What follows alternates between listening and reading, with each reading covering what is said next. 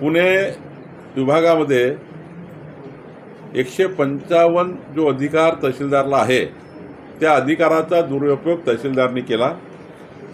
तहसीलदारला एवढाच अधिकार आहे 155 मध्ये शुद्ध लेखन दुरुस्त करायचा, नाव चुकलं तर नाव दुरुस्त करणे आणि तेही शुद्ध लेखन एवढाच अधिकार आहे। पण 155चा वापर करून काही तहसीलदारनी त्या आणि अधिकाऱ्यांनी तुमची शेती यांच्या नावाने, यांची शेती तुमच्या नावाने, अधिकार नसताना यांची शेती कमी करून यांना दिली, यांची शेती करून यांना कमी दिली।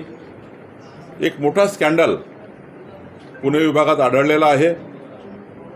जवळपास 400 प्रकरणं आढळलेले आहेत। 4000 प्रकरणं तपासले आम्ही, 36,000 प्रकरणं एकूण राज्यामध्ये। आम्ही आता 155चा दुरुपयोग करणाऱ्या संपूर्ण महाराष्ट्राची तपासणी आम्ही करणार आहोत। आता पुणे विभागात सुरू झाली आहे, त्यामध्ये तर हे अधिकारी आहेत। आता हे पहिल्या टप्प्याची कारवाई आहे, फक्त सक्तीच्या रजेवर पाठवला। आता लॉ ज्युडिशियलचं आम्ही ओपिनियन घेणार आहोत, आम्ही विधी न्याय विभागाचं पुढील कारवाई नंतर करू।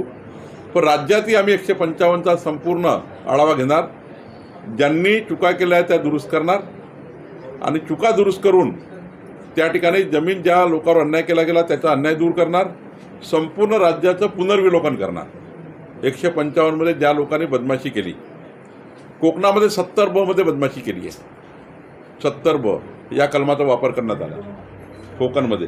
त्यामुळे हे जे स्कॅन्डल आहे, हे जे मोठ्या प्रमाणावर केलेले शेतकऱ्याची लूट आहे, ही लूट थांबवण्याचा निर्णय राज्य सरकारने घेतला आहे आणि यावर आम्ही ही कारवाई केली आहे। आता 45 अधिकारी सध्या मिळून आले आहे, पण ही संख्या हजारोच्या घरातही जाऊ शकते राज्यामध्ये। ही संख्या फार मोठी असेल, कारण 155चा दुरुपयोग या पद्धतीने करणे म्हणजे गरीब माणसाचा जीव घेणे आणि गरिबांची जमीन काढली, बिल्डरच्या घशात टाकली, या पद्धतीने झाला आहे।